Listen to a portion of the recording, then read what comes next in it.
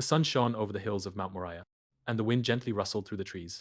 Abraham, the man who had dedicated his entire life to serving God, heard the command that would change everything. Take your son, your only son, whom you love, Isaac, and go to the land of Moriah.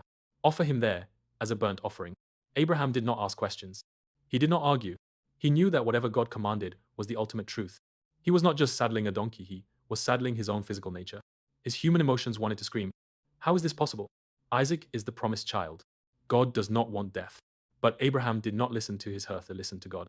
He tied down his personal thoughts and emotions, choosing faith over feeling. Satan's first attempt to stop him. Satan, who wanted to challenge Abraham's commitment, disguised himself and tried to stop him several times. First disguise. An old, wise man. Satan approached Abraham as an old sage and said, "Abraham, do you really believe God would ask this of you? He gave you Isaac, why? Would he take him back?" Abraham ignored him and kept walking. A second disguise. A passionate young man, Satan, appeared again, this time as an energetic young man. "Abraham, stop. Don't you see this is just a test? God doesn't want you to do this." Again, Abraham ignored him and kept walking. Third disguise. A raging river. Satan, growing desperate, created a massive river in their path. The water rose higher and higher, reaching their necks, as if trying to drown them.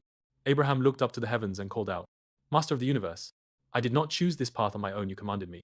Please, let me reach the place you have chosen." Immediately, the river vanished, as if it had never been there. The binding of Isaac.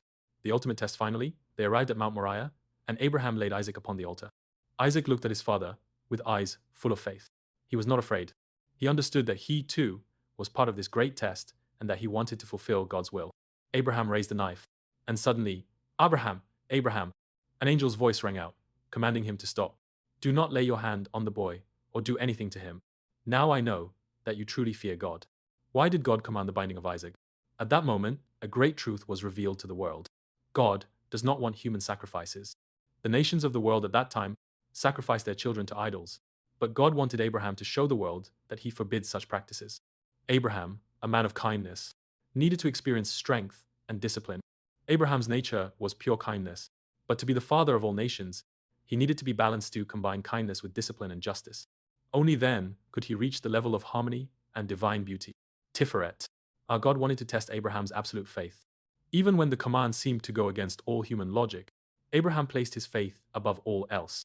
Suddenly, Abraham noticed a ram caught in the thicket by its horns, offered it as a sacrifice instead of Isaac.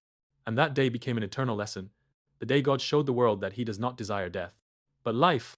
Ah!